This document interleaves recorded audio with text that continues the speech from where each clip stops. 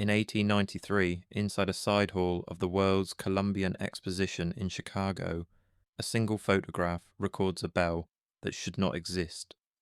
The glass plate shows a bronze giant lying on its side, nearly 3 meters high, its lip resting on timber blocks, its crown threaded with cables that vanish out of frame.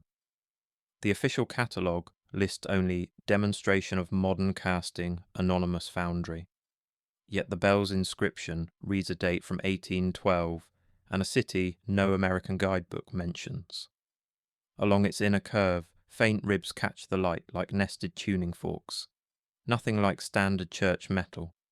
A curator's penciled note, later erased, survives only as pressure marks. Resonant grid prototype. Remove label. Dust hangs in the gaslight above the silent mass. History remembers progress, but forgets what it replaced. On the emulsion's edge, the bell's surface seems to shimmer, as if still vibrating very faintly. By late October 1893, the Chicago Fairgrounds had begun to empty, wind pushing loose posters along the damp Midwestern avenues between pavilions. The White City, as the exposition was called, had drawn 27 million visitors over 6 months, but now the paint was peeling on the plaster facades, and workers were already dismantling the smaller structures for salvage. Crates stacked high near loading docks bore addresses to distant cities in 3 languages, while groundskeepers raked leaves that had blown in from the lakefront, piling them against the bases of temporary buildings that would not survive the winter. In a maintenance report dated 28th of October 1893, the side hall where the giant bell photograph was taken is listed as cleared and dismantled, yet no inventory mentions a 3-meter bronze. The artifact survives only on that glass negative and in a smudged line of ink in the engineering annex. One oversized demonstration bell removed to storage. No storage facility in the fair's extensive records acknowledges receiving such a delivery. The annex itself burned in a fire the following year, taking most of its contents with it. The bell in the photograph carries an 1812 date and a Cyrillic motto around its waist, yet the World's Columbian Exposition guidebooks describe it as model of modern American foundry technique. One janitor, interviewed in a local paper the following spring, is quoted as saying, "That thing made the floor hum when the electricians tested their wires." He recalled that visitors were kept at a distance, ropes strung across the approach as if the bell were fragile or dangerous. The official story calls it static decor. The image shows cables tightened like strings across a silent instrument, anchored to brass fittings that gleam even in the imperfect exposure. Dust misted the air of the hall as autumn light slanted through high windows, catching motes like slow snowfall over the bell's dark curve. A pencil annotation on the negative sleeve, later crossed out, notes: Hall E17 experimental resonator, see confidential plans. The date on the sleeve reads 1892, a year before the fair officially opened. That quiet discrepancy, a negative made before the building supposedly existed, hums like a low note beneath the record. The photographer's identity remains unknown. The camera used was not standard exhibition equipment.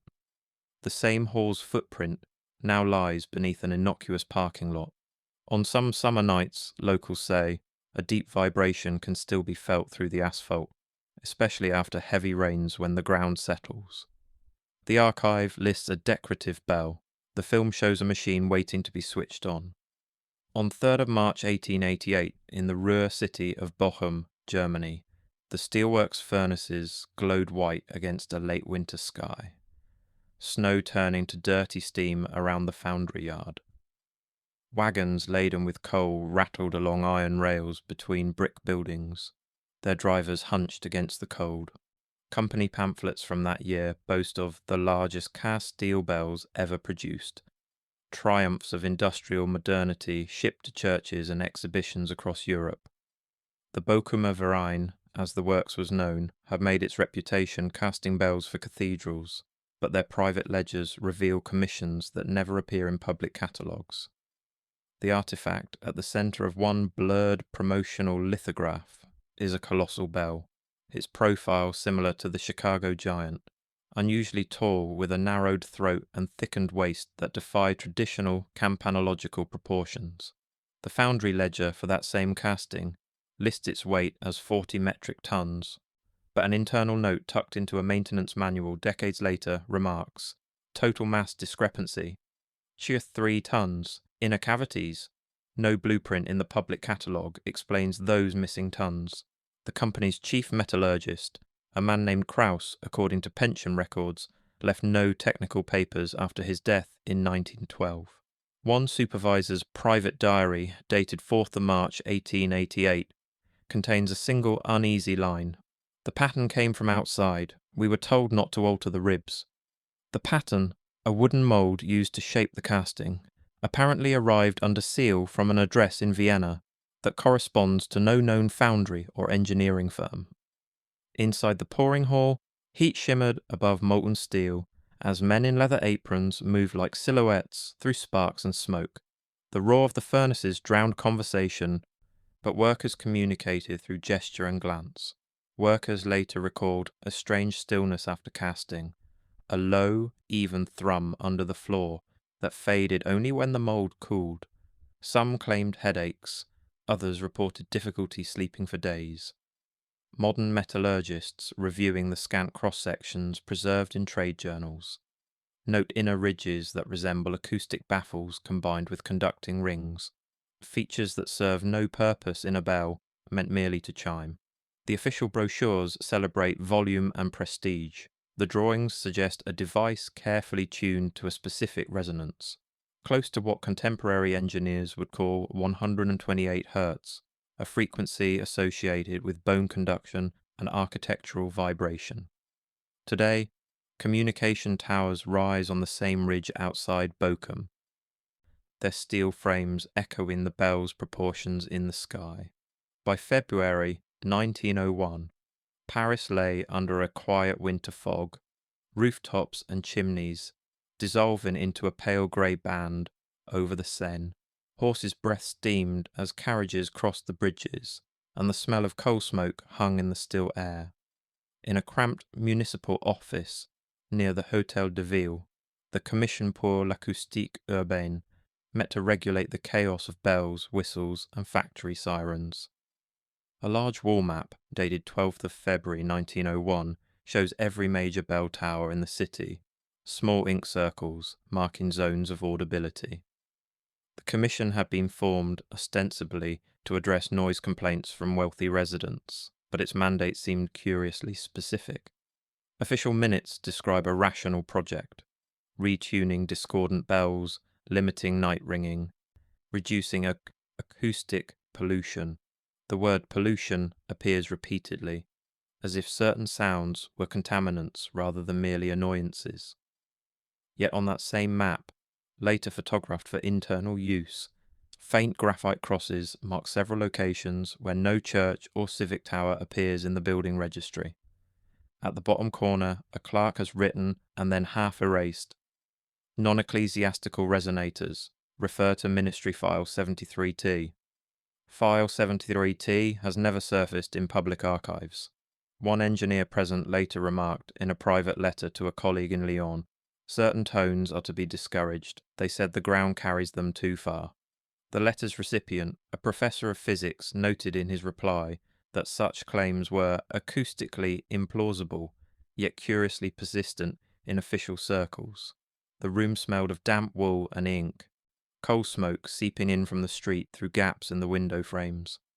A small brass model bell sat on the table, used for demonstrations. When struck, witnesses noted a curious beating pattern as if a second, lower tone floated just under hearing.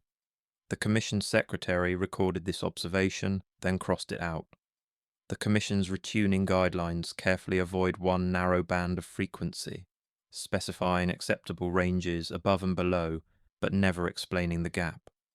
Modern acoustic planners still reference those early Parisian charts when modelling how sirens and loudspeakers carry through dense streets.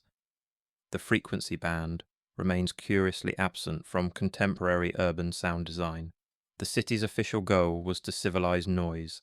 The maps hint at something else, a decision to remove a certain low hum from the urban fabric, as if silence in that register was somehow necessary. The first act of the story ends with a simple impression. History records bells as instruments of timekeeping and faith, yet their shapes, maps, and unexplained omissions suggest a more systematic design. The bells share proportions across continents and decades. Their locations correspond to patterns no official source acknowledges. If history is written by survivors, who erased the rest? In January 1904, the air in the Imperial Public Library's photographic vault in St. Petersburg hovered just above freezing, breath condensing in pale clouds between shelves of glass plates. Electric lights had not yet reached this section of the building. Archivists worked by lamplight, their shadows long and unsteady against stone walls that bore the damp chill of 2 centuries. The vault had been constructed to preserve state documents, but now it also housed the Empire's growing collection of industrial and scientific photographs, images deemed too sensitive or too specialized for the public reading rooms. An internal inventory from 40 in January lists a series of images taken at an industrial exhibition held in the city 3 years earlier. Series K21, Oriental Machinery, Large Bell, Experimental. Plate K21-7, according to the handwritten index, should show a giant Asiatic bell with electrical equipment. The sleeve is empty. A small note written in a different hand and pinned to the sleeve with a rusted clip reads simply, "See supervisor before accessing." On the card, someone later added in red ink, "Removed to restricted collection 1905, with no replacement reference. The restricted collection housed in a separate wing, requiring special authorization from the Ministry of the Interior, contained materials deemed sensitive for reasons of state. Access required written permission from officials who rarely responded to academic requests."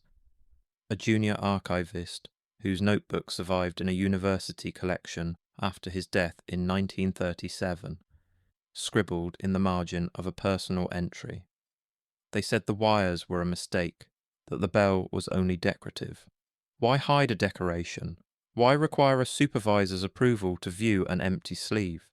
The surviving plates from the series show glimpses of heavy cables trailing out of frame, copper or brass by the colour rendering, and in one, the edge of a bronze curve with unfamiliar reliefs, spirals and step patterns often associated in much later fringe literature. With the speculative Tartarian style, the reliefs resemble no orthodox iconography. They suggest instead a geometric language, as if the bell's surface were inscribed with instructions or measurements that someone once knew how to read. Frost traced delicate fractures across the remaining negatives, the emulsion catching dim lamplight like frozen smoke. The catalogue dates the exhibition to 1901, but a newspaper clipping glued to the same page mentions a preview of foreign machines in late 1899. That 2-year discrepancy never receives comment in any official record. In modern digital scans of the archive, plate K21-7 appears as a blank placeholder, metadata, fields empty, as if the system refuses to admit the absence. Archivists who have searched for the original report finding no explanation for its removal, only a bureaucratic silence that spans more than a century. The official record claims misfiling. The physical gap feels more like a deliberate silence. A missing frame where a bell once stood surrounded by wires, its purpose photographed and then deliberately forgotten. On a humid June afternoon in 1876, clerks in the main building of the Philadelphia Centennial Exposition sorted through rolled blueprints in an overcrowded plan room, paper edges curling in the heat. Fans turned slowly overhead, stirring air thick with the smell of ink and sizing. Among them lay a drawing dated to 3rd of June 1874, a sectional diagram of an enormous bell, sliced vertically to reveal an interior unlike any known campanile casting. The waist thickens into ribbed terraces, and at the core, a hollow column is surrounded by a ring marked simply conductor. The words suggest electrical function, though the drawing predates widespread electrical infrastructure. The blueprint bears the stamp of the exposition's engineering committee and the annotation for temporary hall resonator not executed.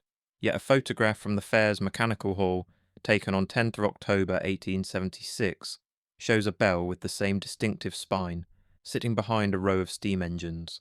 No architect or foundry is credited in the official catalogue. A faded pencil note along the margin of the drawing mutters, "Pattern provided by foreign delegate. Do not reproduce without authorization." The foreign delegate is never identified by name or nationality. The authorization he or she provided apparently superseded normal exposition protocols. Light filtered through high clear-story windows, striping the blueprint table with alternating bands of brightness and shadow. Clerks moved between tables, their footsteps muffled by sawdust scattered to absorb humidity. Born draftsman later recalled in a memoir published decades later, "We joked it looked like a tower turned inside out, like something meant to vibrate rather than to ring." Modern structural engineers who have studied the surviving photograph note proportions closer to tuned mass dampers than to liturgical bells. Ratio echoes now seen in skyscraper stabilizers and radio telescope dishes. The engineering principles appear anachronistic, as if borrowed from a future that had not yet arrived. The date on the photograph, 10th of October, conflicts with an earlier press notice claiming the experimental resonator was removed in September. The record concludes with no explanation. The bell's design reappears later, in more scattered fragments, as if an anonymous architect were testing a pattern the archives refused to name. Fog rolled off the Black Sea into the port of Odessa on 2nd November 1913, muffling the creak of cranes and the thud of cargo. Longshoremen moved carefully along slick wooden docks, their voices swallowed by the grey air. A shipping manifest stamped that day records the arrival of 3 oversized steel vessels from northern foundries, each weighing more than 20 tons. The receiving clerk listed them under the category industrial pressure tanks, bound for inland destinations by rail. The foundries named were real establishments in the Urals, but none of their surviving records acknowledge such a shipment. A separate customs note, initialed the same day, describes one of the objects differently. Shape of large bell, no clapper, inner surface ribbed. The clerk who wrote this annotation was transferred to a distant posting within the month, his file notes reassignment at ministry request.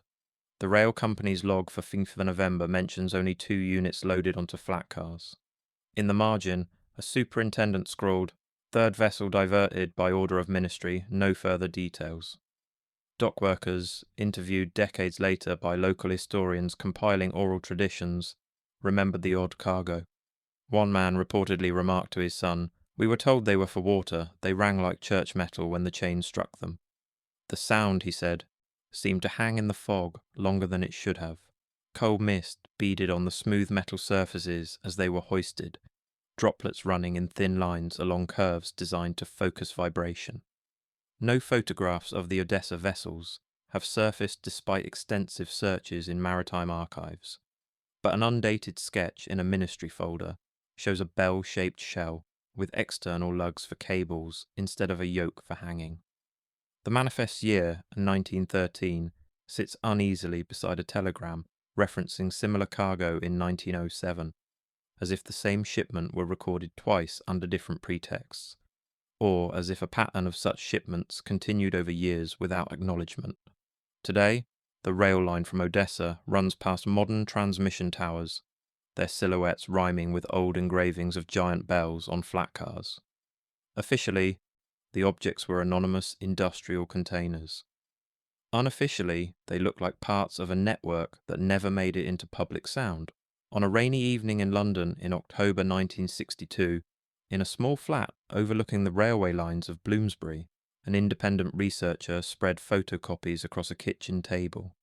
The documents, maps from Paris, blueprints from Philadelphia, foundry ledgers from Bochum, shipping lists from Odessa, were all dated between 1874 and 1913, yet shared an unsettling similarity. The researcher, whose name appears in academic bibliographies only as HTM, and whose affiliation remains unclear, had spent years gathering these fragments from archives across 3 continents.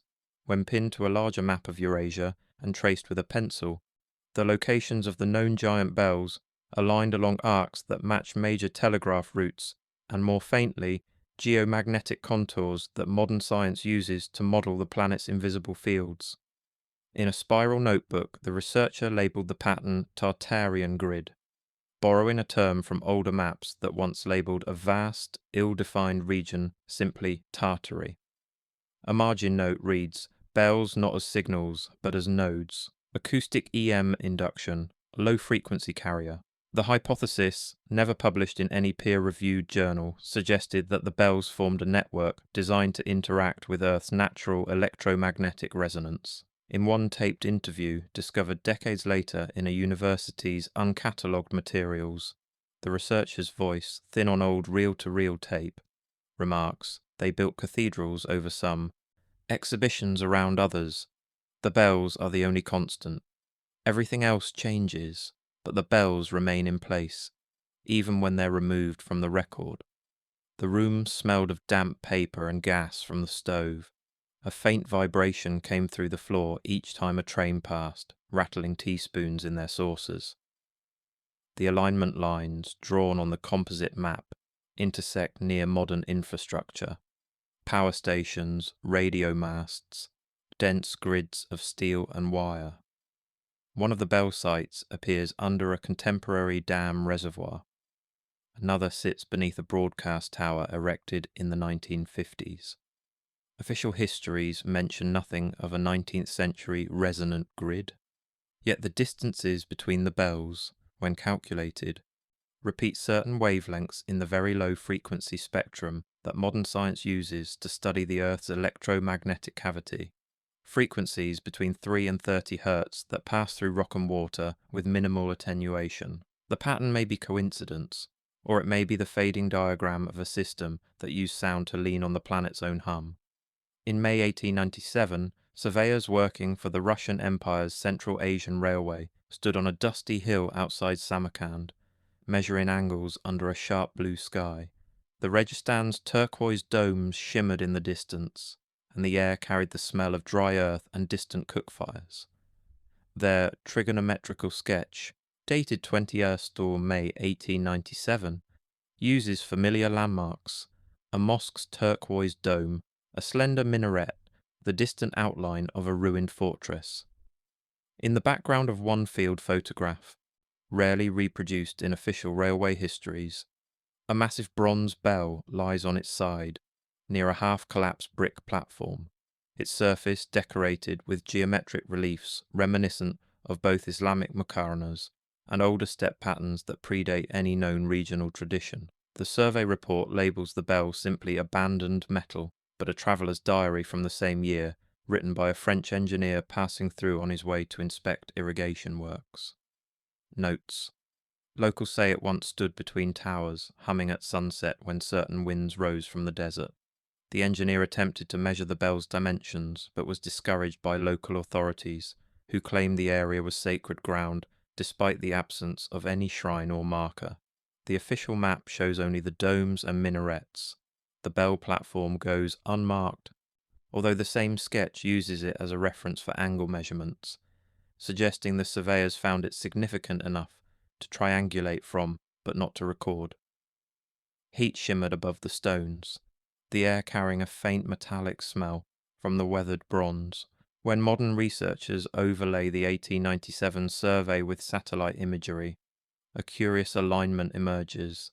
The mosque dome, minaret, and bell platform form a straight line that continues along the route of the old telegraph poles and, much later, a high-voltage transmission line built in the Soviet era.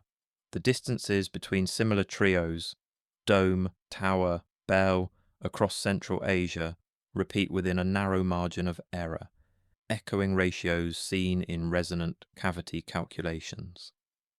No document states that these structures were parts of a single system, yet again and again, architecture, metal, and invisible lines of force occupy the same straight path.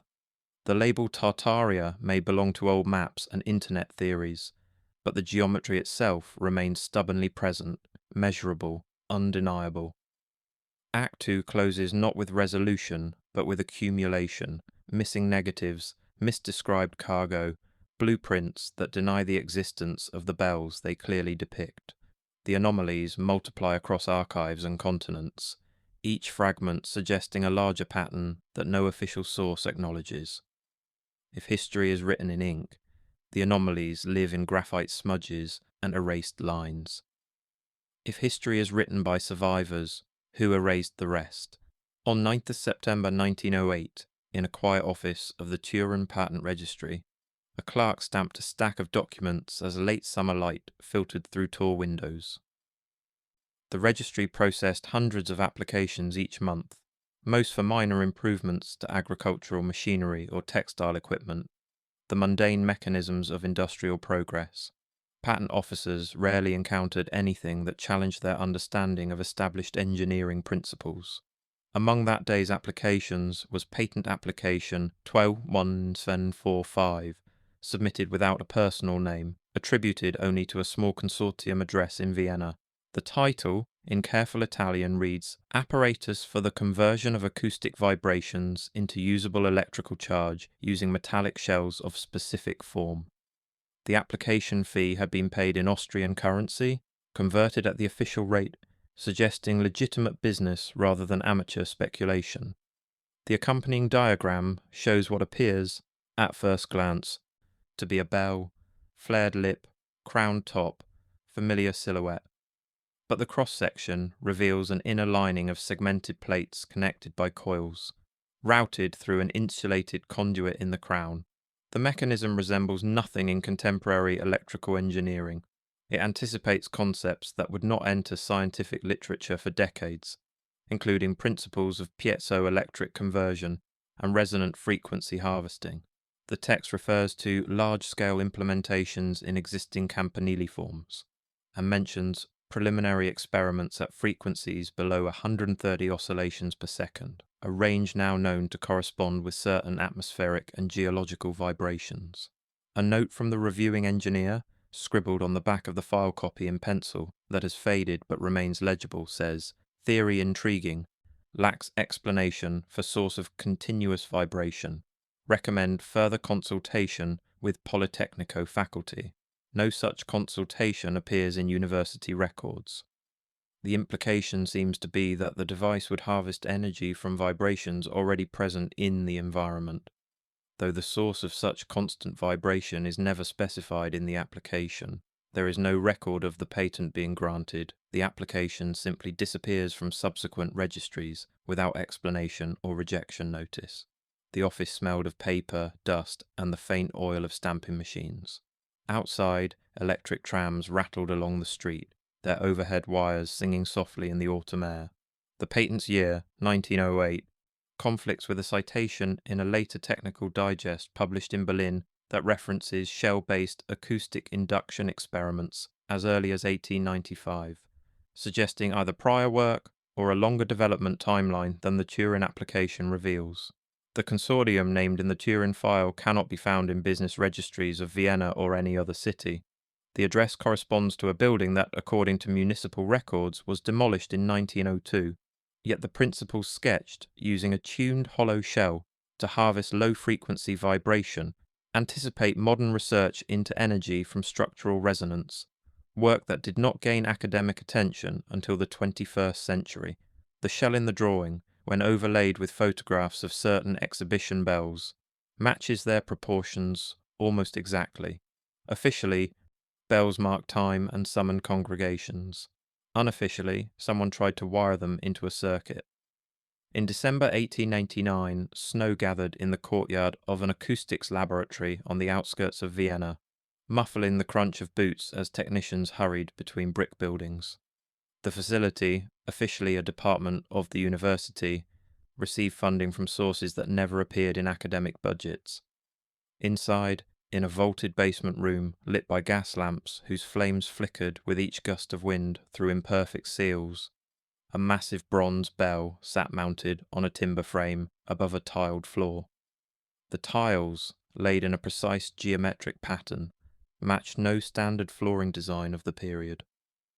Laboratory notes dated 12th of December 1899 record a series of experiments. The bell struck mechanically at increasing force while instruments measured vibration and sound decay. The logbook tables list frequencies and amplitudes with neat precision, except for one entry. At a strike intensity marked Test 17, the frequency column is blacked out with heavy ink, the kind of deliberate obscuration that suggests official censorship rather than simple correction. Beside it, in hurried pencil, an assistant has written, "Strong floor resonance, instruments unstable, staff complained of dizziness." Another, more hesitant line adds, "Professor says this band is not to be explored further." In the margin, almost lost in smudges, appears the note, "Too close to Earth's own tone, dangerous if scaled." The air in the basement was cool and slightly damp. The bell's surface beaded with condensation, lamps throwing soft reflections along its curve. Witnesses later recalled, in letters to family members preserved in personal collections, a thick silence after the tests, as if sound itself had become heavy, as if the air had acquired weight. One technician developed persistent tinnitus. Another reported vivid dreams of geometric patterns for weeks afterward. Modern analysts who have examined the surviving, partially censored log suggest that the missing frequency lies within a narrow band associated with structural resonance in tall buildings, and, coincidentally, certain Schumann resonance harmonics, the natural electromagnetic frequencies of Earth's atmosphere.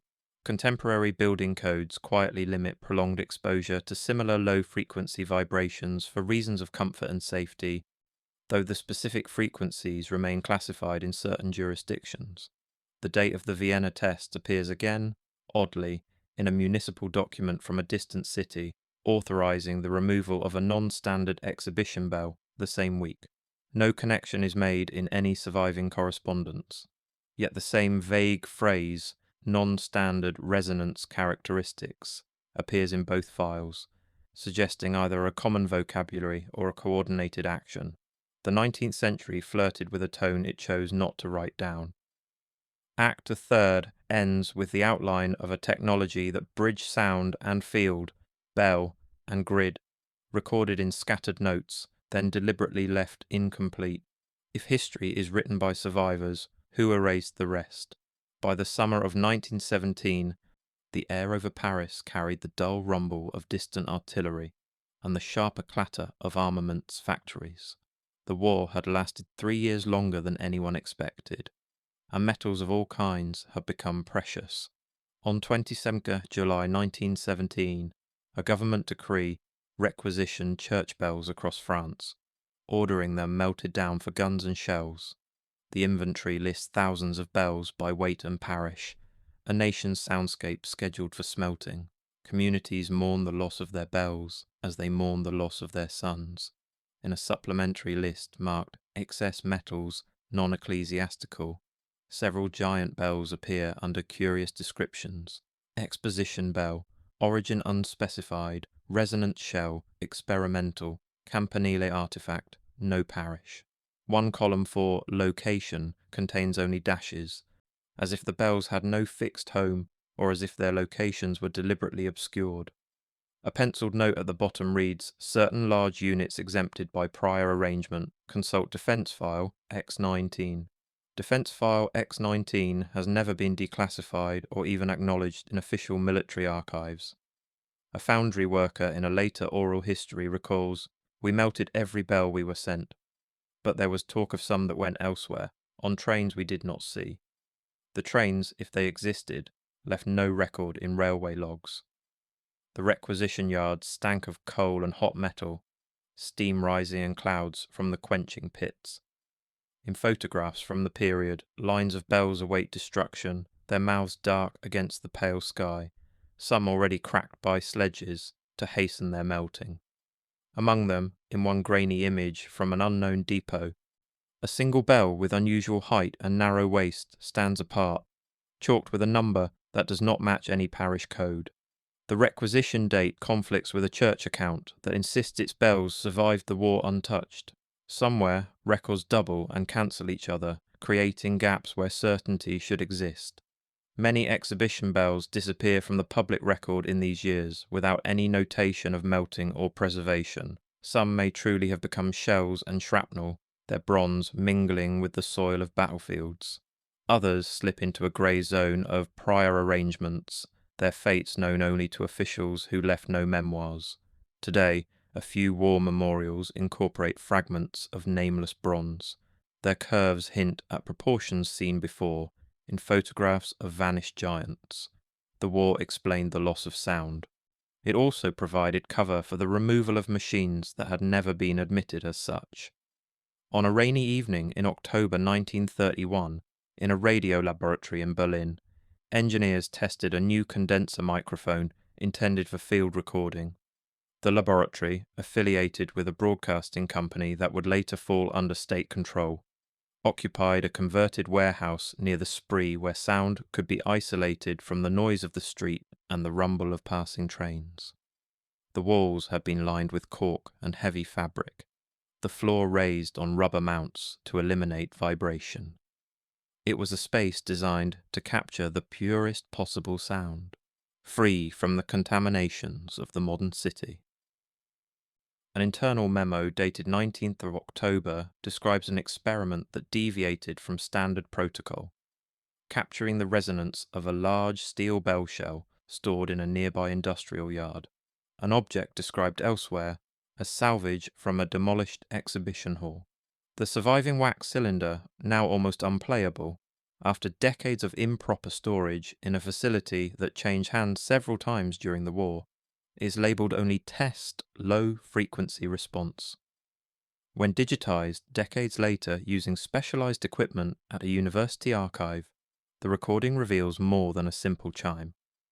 After the initial strike, a deep, steady tone lingers for nearly 40 seconds, far longer than normal bell decay, accompanied by a faint pulsing, like distant machinery cycling on and off at regular intervals.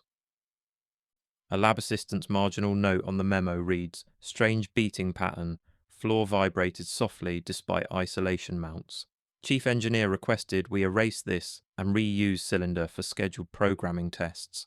The line that follows is crossed out but still legible under infrared examination. Sounds like two spaces talking to each other. The implication that the bell's resonance created some form of sympathetic vibration in a distant location, that the sound was somehow communicating across space, was evidently too strange or too dangerous to preserve in official records. The laboratory smelled of hot valves and phenolic insulation. The air buzzed with the hiss of vacuum tubes, warming to operating temperature. On the day of the test, rain tapped against high windows, while the bell shell, dark with the moisture in the yard outside, responded to the hammer with a slow, swelling breath of sound. The memo's year, 1931, conflicts with a catalogue entry that files the test equipment as not delivered until 1933, suggesting either misdating or the existence of unofficial equipment. The cylinder sits between times, a ghost in the archive, its contents preserved only because a technician disobeyed orders. Spectral analysis of the digitized audio, performed by modern researchers using software unavailable to the original engineers, shows a primary tone close to the contested low-frequency band avoided in the Vienna experiments, with overtones that match vibration modes of large masonry structures. The recording is short, the cylinder stops mid-decay, as if cut off deliberately. The original order to erase was never carried out.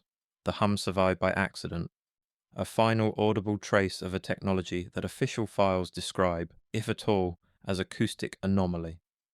In late September 2021, a civil engineer inspecting a cooling tower on the outskirts of a Central European city checked vibration readings on a handheld device as autumn air cooled the damp concrete. The tower rose like an inverted bell, its hyperbolic curve widening toward an invisible lip against the sky, a shape perfected by 20th century mathematics, but echoing forms far older. Such structures are common across the industrial landscape, their shapes dictated by physics. The curve minimizes material while maximizing stability, distributing stress along lines that seem almost organic. A maintenance report that day notes, unexpected standing wave at low frequency when wind from northeast, structure hums audibly. Recommend monitoring but no immediate action required. The frequency measured matched no known mechanical source within the facility. Similar reports, the engineer later learned, had been filed at other towers across the continent, always attributed to wind effects, never investigated further. Later that year, the same engineer stumbled across a digitized photograph from the 1893 Chicago Fair while browsing an online archive during a late-night search for historical engineering curiosities. The profile of the giant bronze bell, lying on its side in a gaslit hall surrounded by cables and timber blocks, matched the cooling tower's silhouette almost exactly. In an email to a colleague, the engineer wrote, "Funny coincidence. The old bell's shape is like our tower, same curve that traps and guides vibration, same proportions within a few percent. Makes you wonder if they knew something we've forgotten, or if we've accidentally rediscovered something they deliberately buried." The message ends without speculation or follow-up questions. No reply is preserved in the archived correspondence. The engineer's interest apparently faded, replaced by the ordinary demands of work and life. Streetlights flickered on below as dust settled, the tower's interior gloom lit only by scattered reflections from service lamps mounted on maintenance platforms that spiraled upward into darkness. The low hum of distant traffic merged with the tower's own faint resonance when the wind shifted, a chord of concrete and air that seemed to extend beyond hearing into something felt rather than perceived. Modern cities are filled with such forms: satellite dishes, water towers, stadium roofs, transmission pylons, structures designed by engineers who never considered that their shapes might carry older meanings.